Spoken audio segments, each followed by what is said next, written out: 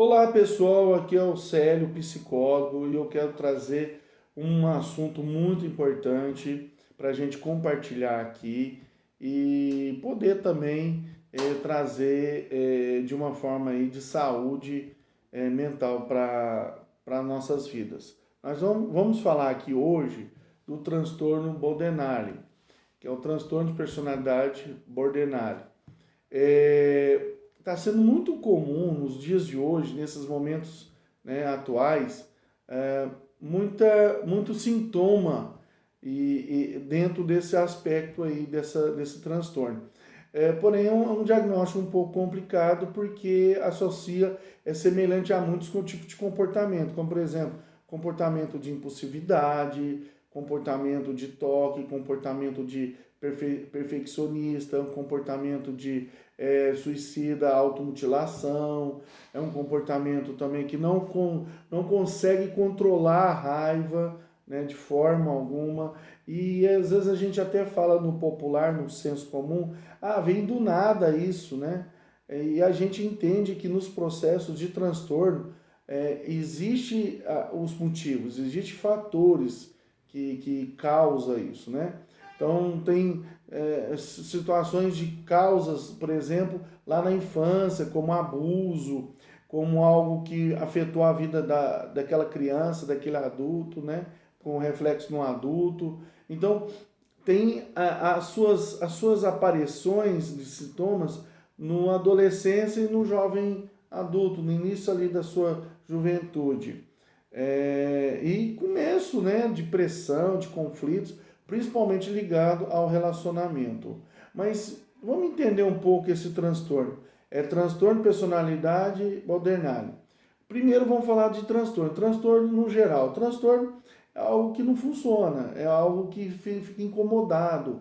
Quando a gente fala que a pessoa tem um transtorno, está dizendo que tem alguma coisa que está incomodando ela. Quer dizer, é algo que tem longo prazo já e que já está incomodando. Por isso que a gente fala de um transtorno. Personalidade. Personalidade vem da palavra latim, né? Personal. O que significa personal? Em tempos remotos, né, na Grécia, na Roma, fala da personalidade como uma máscara de teatro, quer dizer, uma dupla função. Então, falando sobre essas características do transtorno e da personalidade, significa que é algo que não está funcionando bem e eu estou tendo que duas funções. Às vezes eu estou bem e às vezes eu estou mal. Às vezes eu estou irritado, às vezes eu estou calmo. Às vezes eu explodo e às vezes eu fico depressivo. Então existe essa dupla função, dupla personalidade que a gente fala, né? No senso comum. Então, para a gente chegar no borderline, chegou essas duas palavras: transtorno, porque tem algo incomodando, algo que está trazendo sintomas, que está prejudicando a própria pessoa e prejudica também o ambiente, né? E tem a questão da personalidade, que chega a ter uma dupla função ali, né? É uma máscara, né? Eu sou uma pessoa, mas de fato eu não sou. De repente eu sou outra pessoa em outro ambiente e também eu não sou. É importante dizer que esse transtorno de personalidade borderline não precisa de gatilhos de ambiente, então já vem da sua personalidade. E borderline significa, a palavra está até traduzindo ali borda, né? Então é das duas bordas, né? Dos extremos. Enquanto tem momentos que eu fico excessivamente irritado, explosivo, não controlo muito a raiva, não controlo a minha paciência, e aí ao mesmo tempo, em algum outro momento, alguns momentos, né, eu fico mais ansioso e fico um pouco depressivo. Então tem as duas bordas, quando eu fico bem explosivo, bem ansioso, alguns momentos, e depois eu fico com depressão. Quando eu chego na depressão, por exemplo, eu tenho pensamento suicida, eu tenho desvalor da minha vida, quer dizer, eu fico tendo uma baixa autoestima muito grande, aí eu começo a ter autocrítica de mim mesmo, dizendo mal, em casos mais graves, né, com essa depressão, com essa borda depressiva, Eu tenho automutilação também, eu se corto. Alguns irritados demais, eles acabam também batendo a cabeça na parede, dando um murro na parede, né? Às vezes ele está ali irritado por alguma coisa que aconteceu, que não é um gatilho qualquer, uma coisa simples, que não precisava tanto, né? E aí ele tem essas atitudes, ou ela tem essas atitudes. E aí quer se cortar, quer se agredir, perigoso quando está no volante de um carro, por exemplo. É perigoso estar dentro de uma casa que tem criança. Então, é um comportamento bem excessivo nas duas bordas. Enquanto fica muito irritado, não tem controle da sua raiva, impulsividade e depois uma depressão ao ponto de pensar e falar muito sobre suicídio, né?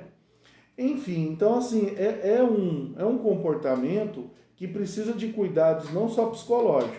Quando a gente evidencia esse tipo de comportamentos, que a própria pessoa talvez tenha dificuldade de falar tudo, a gente descobre mais na clínica, é quando é um casal, a esposa fala do marido, ou o marido fala da esposa, ou os pais estão envolvidos, né? Quando é adolescente, a família fica preocupada. Então, é um tratamento que a gente tem que acompanhar junto com a família. E é importante essa prévia de um diagnóstico, para quê? Para a gente já direcionar para uma saúde mental, para um psiquiatra, para cuidar dos sintomas. Então, assim, é importante hoje, nesse vídeo, a gente falar sobre esse assunto, porque é comum e está surgindo com muita frequência. Pelo menos aqui na minha sala está surgindo com muita frequência. Por isso que eu prefiro compartilhar esse assunto. Quem está nos assistindo, quiser divulgar, compartilhar, para ajudar essa pessoa. Porque talvez está tomando um remédio errado. Porque muitas vezes, pela impulsividade, toma remédio por conta. Aí toma remédio só depressivo. Talvez não está fazendo nem terapia, porque esse transtorno de borderline, de personalidade borderline, ele já tem dificuldade de vir em terapia, né?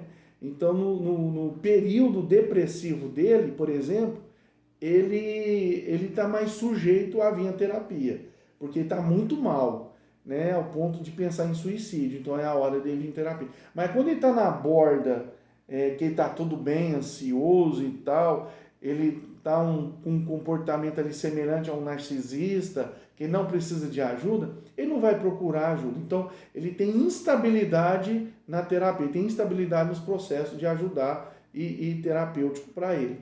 Uma outra observação também é os sintomas, os comportamentos que associados com esses vários fatores, pode indicar que pode estar passando por esse problema aí que é muito grave.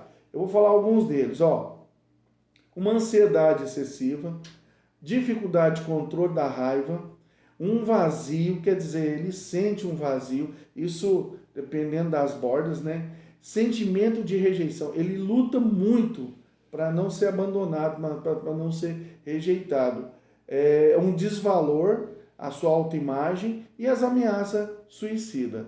É importante falar isso porque afeta duas áreas na vida do ser humano, principalmente do relacionamento e na vida financeira. Gasta muito, compra muita coisa para aliviar talvez aquele período ansioso.